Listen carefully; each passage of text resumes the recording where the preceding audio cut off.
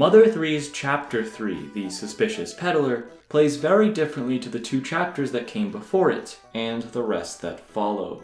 Rather than stepping into the boots of a rowdy cowboy or slipping on the shoes of a thief protege, we ditch the footwear altogether and assume the role of Salsa, a helpless monkey following the orders of his abuser Facade.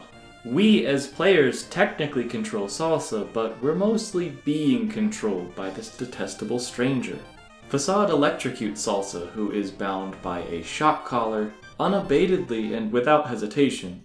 Not following a direct order, being too slow, going the wrong way, or attempting escape will all result in an electric jolt. Salsa is subconsciously zapped in his dreams until he's literally zapped awake, and he can be punished in battle or for no reason at all.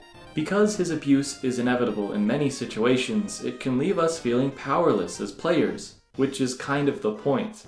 However, there are opportunities to prevent Facade from pushing that button, which is when our actions are able to make a difference. Whenever I'm given a branching choice in games with an obviously correct answer, I love to select the wrong one first because you'll likely get a funny reaction. But when I make Salsa purposely do the wrong dance, I can't help but feel a little bad, knowing I'm the reason he's being shocked this time. Granted, that didn't stop me from doing it, but it did get me thinking. This unorthodox relationship between Facade, Salsa, and the player is explored even further in battle.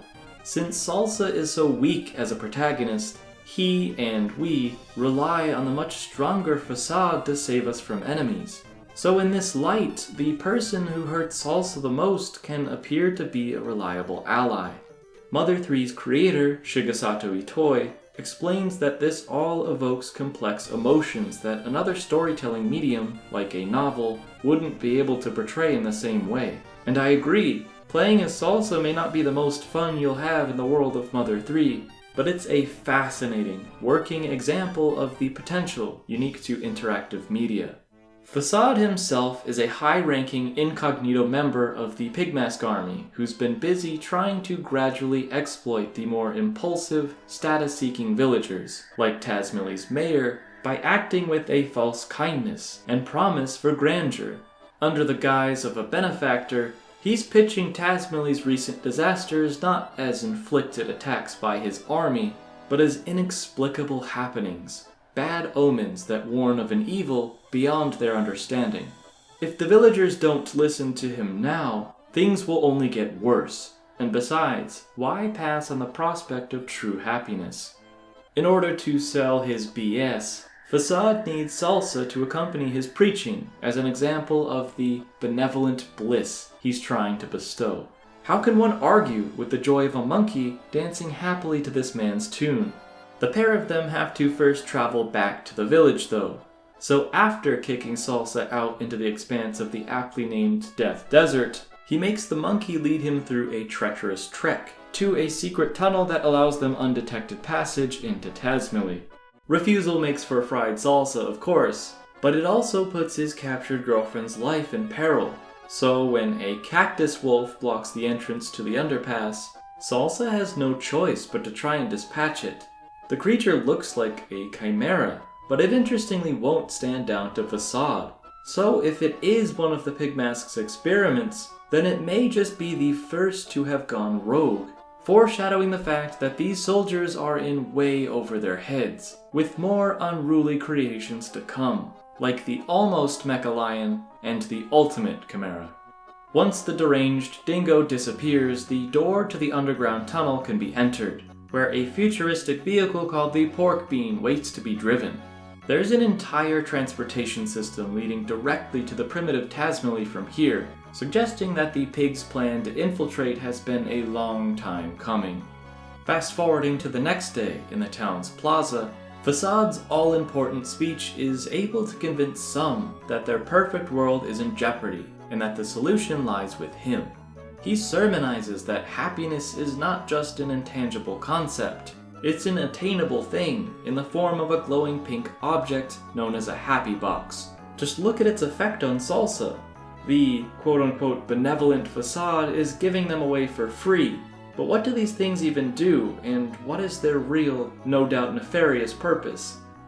Happy boxes, despite how they look, are absolutely not televisions. Itoi deliberately had their designs changed countless times to try and make them not look like TV sets. It seems that they do have screens, but the boxes aren't displaying anything, so Itoi says that they could even be fish tanks. Because of this, I've always just taken them at face value. They're small, pink boxes that effuse a mesmerizing glow. An inconspicuous thing like a lava lamp, but much more alluring, because people look forward to watching them after a long day of work, and can become so engrossed that they don't even notice the presence of others while staring at it. There's a good chance that some sort of subtle brainwashing is in effect here, which would give another reason for why everyone eventually follows Facade and the Pig Mask so obediently. If you can believe this theory, it would mean Facade's spiel has a dark truth to it, since these people can achieve happiness in ignorance, if they opt to numb themselves and mindlessly obey, while their peaceful way of life is twisted to the will of a dastardly dictator. Speculation aside, the happy boxes serve as markers for compliance, used later by the military to denote which houses are exempt from their manufactured lightning strikes. After convincing a few impressionable villagers with the superficially smiling salsa, try checking in a mirror for some seriously depressing flavor text about how he actually feels. Facade forces the animal to be a parcel monkey and deliver the happy boxes to all who've requested them in a timely manner. He promises a reward for a job well done, a special treat, since he feels terrible the monkey hasn't been allowed to eat or drink anything yet, having wolfed down the last banana they found himself. Just as pitifully as Salsa was able to slip on that very peel though, he'll be cruelly zapped as recompense, no matter how fast the task was finished. Facade's in an even worse mood than usual, and it's because the story is now caught up to the moment in which Duster and his gang are closing in on the treasure in Asohe Castle that the Pig Masks have been hunting for by order of Facade. This is the last chapter in the game to run concurrently with another, so all previous plot threads that haven't yet intertwined do so now, with oddities like the sudden torrent from Chapter 2 revealed to have been Facade's doing all along. He's the reason Duster and the precious hummingbird egg are now missing.